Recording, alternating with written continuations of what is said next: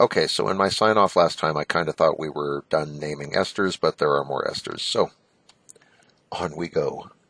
Here is a carboxylate in the middle of this thing. There are carbons on either side of it, so we know this is an ester. On the single bond, we have 1, 2, 3 carbons, which would normally be propane, but in this case it's a propyl group.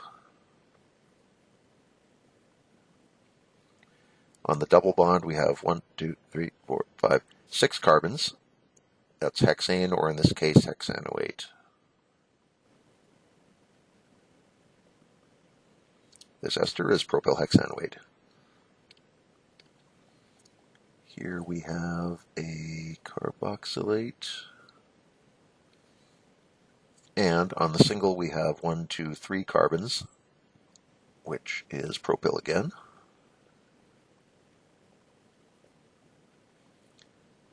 And now this has gotten bad. What do we have here? We have a primary, which is 1, 2, 3, 4. Let's go this way.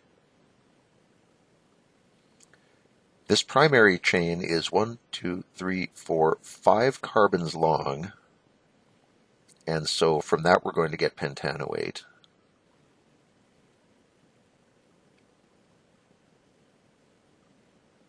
Okay, if that was the whole thing, we'd have propyl pentanoate and we'd be done. But there's more. This thing has branches on it. It has 2 methyl groups. And remember, this is the carbon in our carboxylate is always number 1. So this is number 1, 2. Carbons 3 and 4 each have methyl groups on them. So to finish this, we're going to have to say 3, 4 dimethyl. All those rules still apply. So it's not just pentanoate, it's 3,4-dimethyl pentanoate, and the whole molecule is propyl 3,4-dimethyl pentanoate.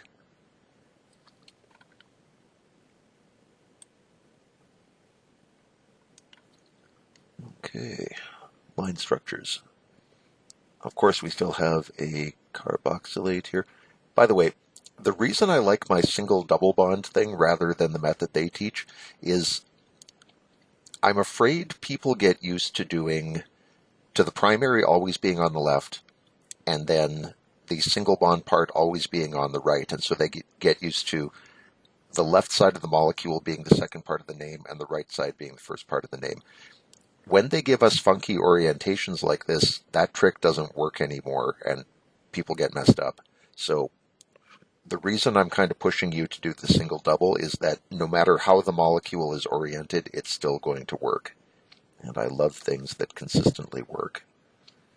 So here on our single bond, which we do first, we have 1, 2, 3 carbons. 3 carbons would be propane, or in this case, a propyl group.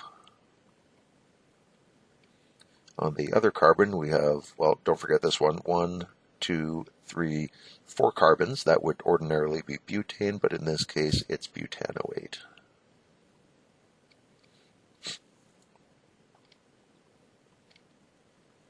Okay, here we have a carboxylate. And on the single bond, or the single oxygen, we have just 1 carbon, which is a methyl group. And on the other side, we have a branchy thing. We have, what's our primary? 1, 2, 3, 4, 5. Let's go this way. 1, 2, 3, 4, 5, 6 carbons would be hexane, or in this case, hexanoate. And I'm leaving space because we have to deal with those branches. And for branches, we have methyl group, methyl group, methyl group. So we're going to have trimethyl in our name. And where are they? This is carbon number 1 because it's in the carboxylate. That's number 2, number 3, number 4, and number 5. So we have 4, 4, 5 are the addresses of our methyl groups. Methyl 4,4,5 trimethyl hexanoate. And is this the last one?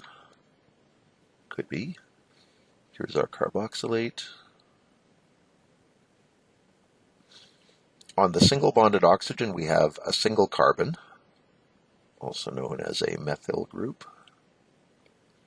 On the other side, we have 1 carbon there, 2, 3, 4, 5, which is pentanoate. And because there are no branches, that ought to do it.